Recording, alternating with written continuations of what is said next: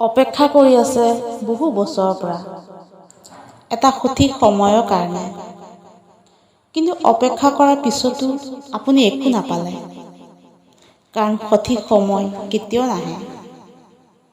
সেইকাৰণে নিজৰ শক্তিৰে সঠিক সময় বনাব লাগে। যদি আপুনি আৰম্ভ নকৰে, তেতিয়া আপুনি তাতে থাকি যাব য'ত আপুনি আজি আছে।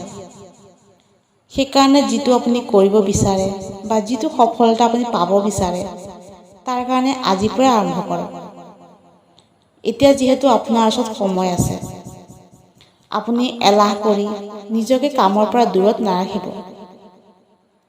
আপুনি কোনটো বস্তুৰ কাৰণে ৰখি আছে? যেতিয়া মা দেউতা বাই ভনী আপোনাৰ ওচৰত নাথাকিব, তেতিয়া কৰিব নেকি? এতিয়া যিহেতু সময় আছে, যিকোনো মানুহ আপোনাৰ জীৱনত আছে, তেওঁলোক সদায় আপোনাৰ লগত নাথাকে।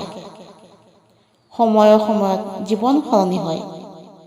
আপোনাৰ সময়ে ইমানো সময় নিদিয়ে যে সকলো সম্পৰ্ক আপোনাৰ লগত থাকিব।